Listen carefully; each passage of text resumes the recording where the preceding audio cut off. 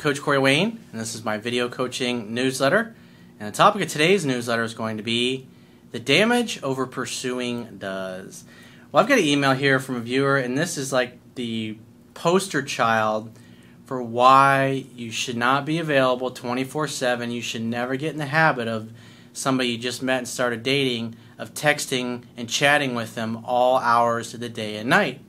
Because if you do, and then you later back off, and she's gotten used to you always being available, it's going to create problems because she's going to incorrectly assume that you just don't give a shit about her. And no matter what you say or no matter what you do, she's going to remember how you were in the beginning because you spoiled her with it. The phone is for setting dates, period. You don't follow that principle, you're going to have all kinds of problems.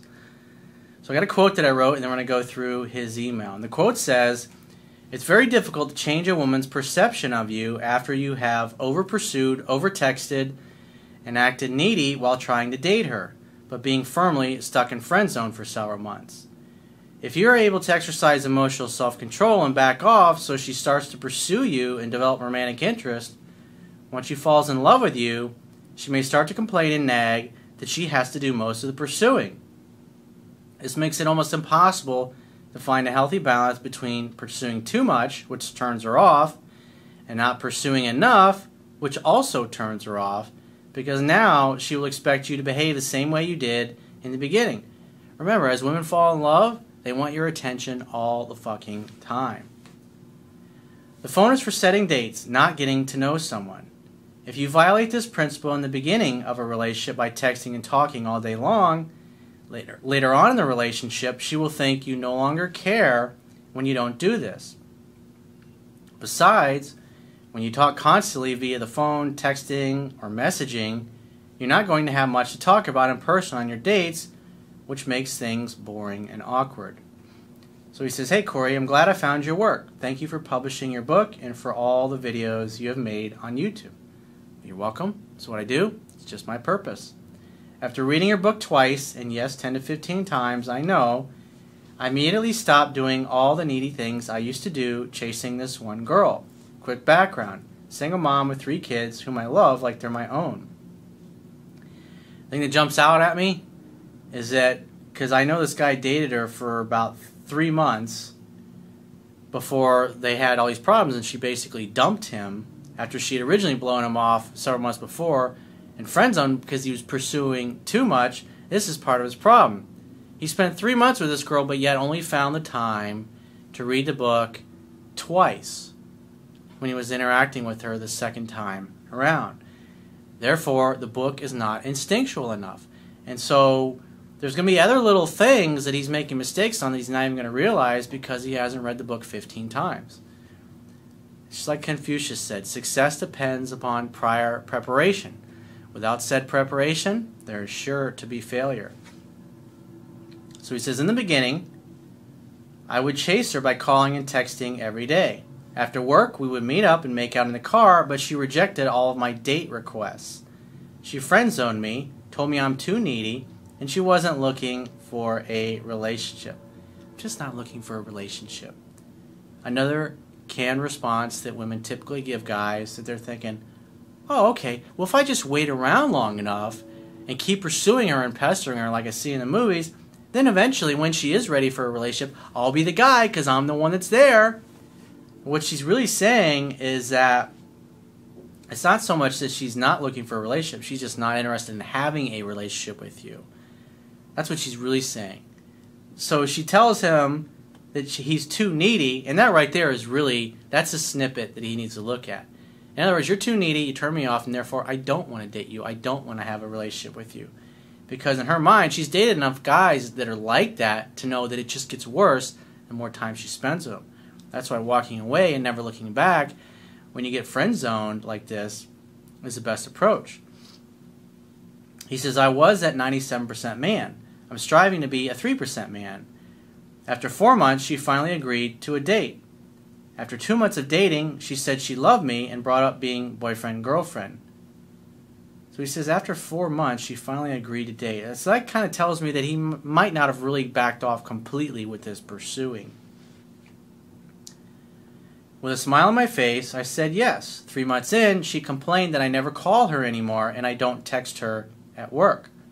She also brought up that she hates the baby daddy, yet he texts her more than I do. This is another woman who really doesn't understand what she emotionally responds to. So I'd say more than likely he was a little bit too much of a cold fish. If a woman starts complaining that you don't call or text too much, then what you do is maybe once a week you surprise her out of the blue with a call or a text. Just say, hey, hope you're having a great day. Just want to let you know I was thinking about you. Or, hey, I had a really great time the other night and I can't wait to see you this weekend. Have a great day. Just surprise her with something once a week, simple like that, if she's complaining that you don't ever text her. Because then it's spontaneous. It's because someone would say, I want you to call me every morning and I want you to call me every night before you go to bed. And then it becomes robotic. It's like giving her flowers every single day. The first couple of days, oh, it's so sweet. But you do that for 30 days, I mean, by the 30th day, it doesn't mean shit to her. It's nothing. I call her once a week, and during the week, I stop texting her good morning and how's her day going. I only text if she texts me, and I never call unless she calls me. I do struggle with staying on the phone with her more than just planning dates. Again, he doesn't know the book, it's not instinctual, so he's still making mistakes, and he's unsure of himself. Sometimes he does things right, sometimes he pursues a little too much, sometimes he doesn't pursue enough. Again, his biggest problem is he didn't prepare himself when she potentially came back, and therefore, he's only read the book twice. He's still fucking up. When she calls, we talk for more than 10 minutes, and I do bring up the end of the conversation, making a definite date, and we go out twice a week. Tonight, she called me to say she feels like she's doing all of the pursuing and freeing up her time for me. She kept nagging that I don't text her during the day, and I messed up by saying this, babe, I'll be honest. In the beginning, all of the texting I did caused you to friend zone me.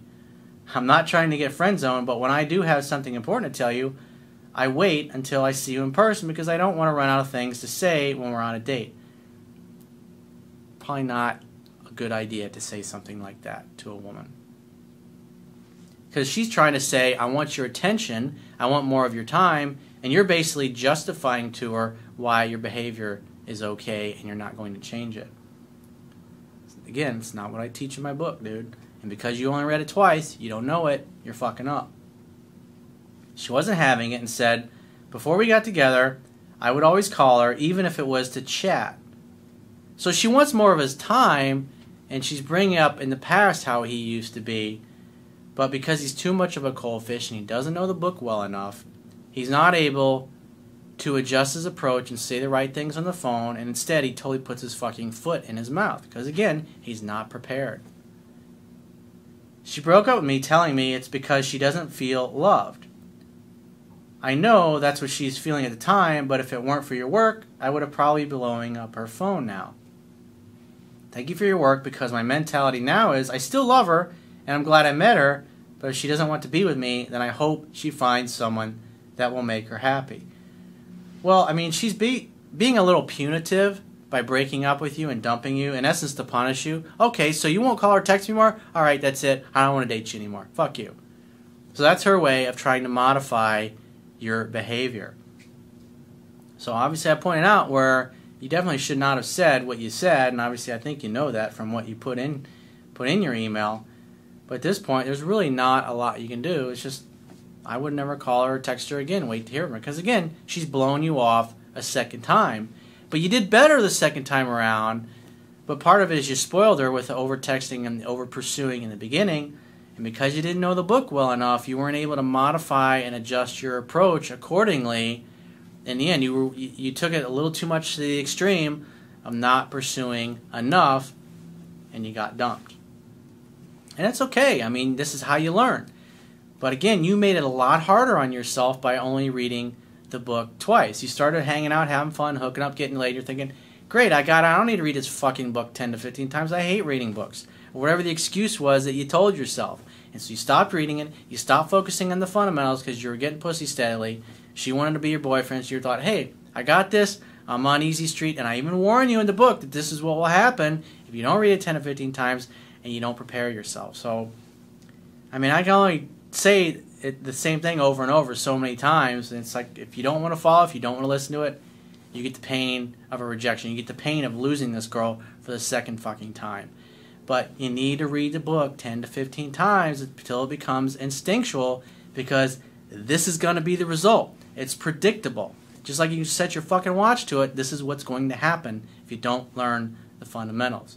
You go from pursuing too much to not pursuing enough, and you still get rejected either way. You got to find the happy medium. The only way you can find the happy medium is if you learn a book to the point where it becomes instinctual. You got to read it 10 to 15 times. So if you'd like to get my help personally, the quickest way is to book a paid phone, Skype, or email coaching session. You can choose any of those options by going to my website, clicking the products tab at the top of your screen, and just follow the instructions for booking whichever option works best for you. And I will talk to you soon.